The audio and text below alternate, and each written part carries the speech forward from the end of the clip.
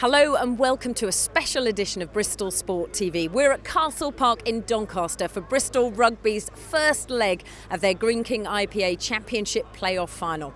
Plus, coming up on the programme, we'll be reporting on Bristol Central's bronze medal win in the British Water Polo Championships and City Women in their double header away to Yeovil and Sheffield. But first, thousands of rugby fans anxiously watched Bristol's midweek away leg to Doncaster. For those that couldn't make the long journey up north, hundreds packed into Ashton Gate Sports Bar and Grill to cheer on their team. This is their story of the playoff final first leg.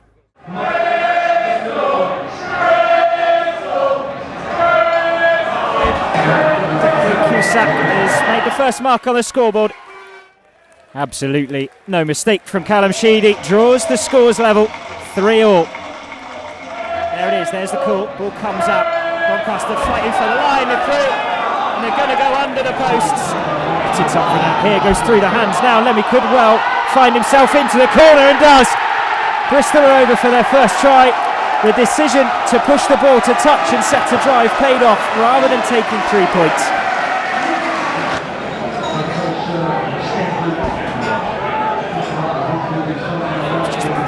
Down, McMillan escapes down the wing for the line and over.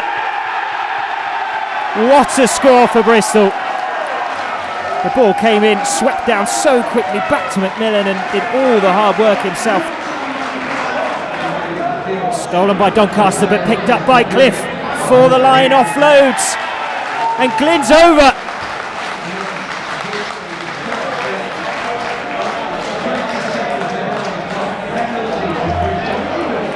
Callum Sheedy's kick to touch from that penalty signals the end of the game, and Bristol will take a 15-point lead back to Ashton Gate.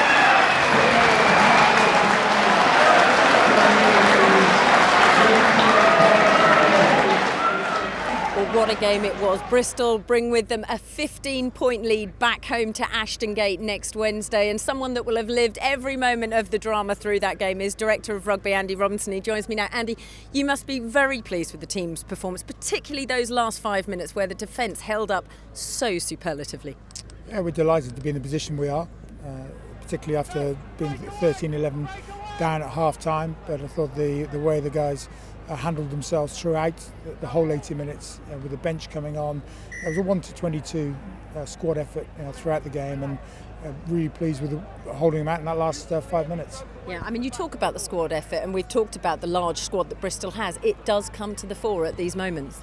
Well, the non-22, the way they've trained this week, acting as Doncaster, they've all made the trip up to watch the game, to the bench in the way that they've worked, and the starting 15 set the game up in that first 50 minutes. And rugby's a tough game, and we had a lot of ball in that first 15 minutes and applied a lot of pressure, and that told in the end of the game.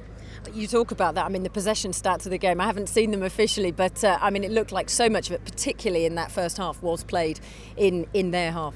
Yeah, it was, and credit to Doncaster. They didn't go away throughout the whole game, and I think that they will take a lot of heart from that. They performed outstandingly well, as they have done all year, and we know it's going to be a tough game next week. And you must have been pleased with the forwards as well. I mean, there were some key scrums in that. A couple of big scrums, which were important scrums for us, and a good mauls as well. So all in all, it's a really pleasing performance. You guys have stressed all the way through the season and all the way through this playoff campaign, it is all about the next 80 minutes. It was interesting, there was muted, if any, celebration towards the end. It is just about another game down next week. Exactly, and we've been at this for 3 years now, and we don't take anything for granted, we don't assume anything, and that Doncaster are going to come back. There's still a roller coaster ride to be had in that 80 minutes, and what's vital for us is that we apply ourselves in training this week in the same way, and we apply ourselves throughout the game, and if we do that, we'll get another good performance. And just finally, a word on the fans. There was a huge travelling contingent, wasn't there, from Bristol, but also we know, and we've seen there, the support back home at Ashton Gate. They are fantastic as a group of supporters. To have the suffering that they've had over the last couple of years, and the way they handle themselves, the way they support us through thick and thin, and testament today, our performance was about giving it back to the supporters, because we're absolutely delighted with the way that our team is supported.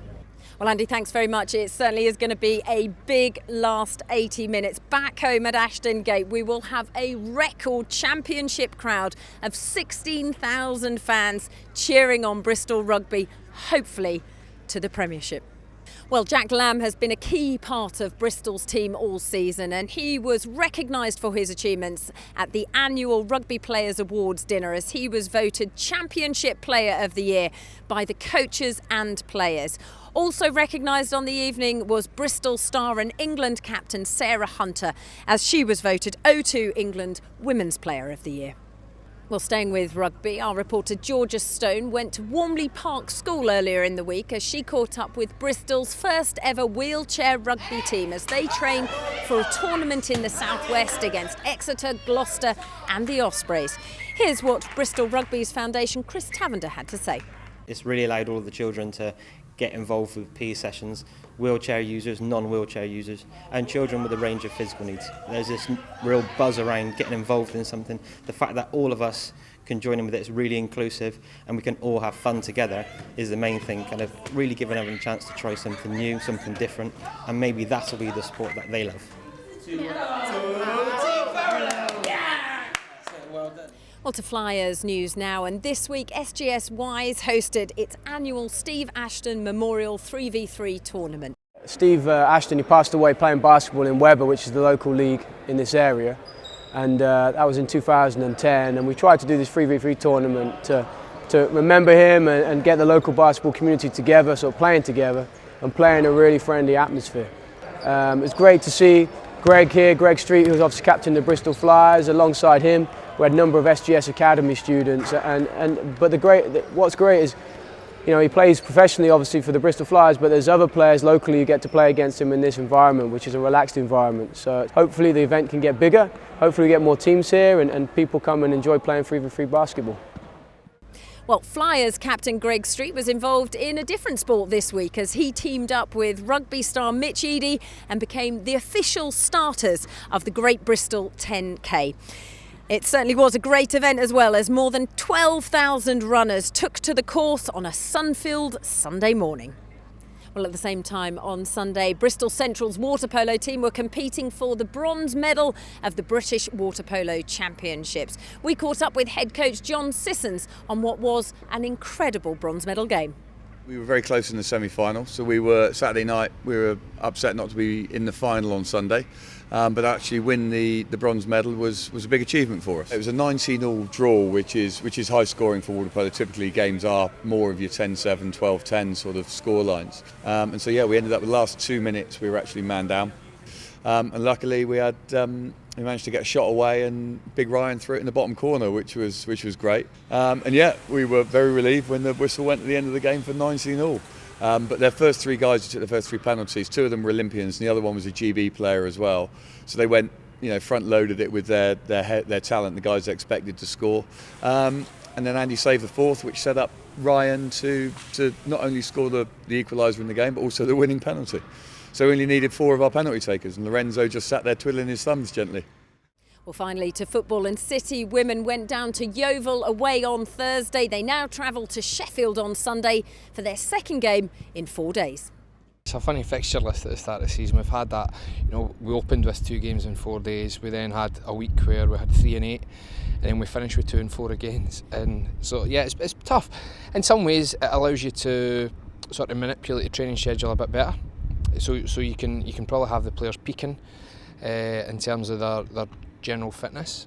But everybody loves playing games and wants consistency of playing, so it can be tough at times to keep players motivated, especially when players have maybe not played and they know it's maybe 3 weeks before their next opportunity, never mind anything else. So.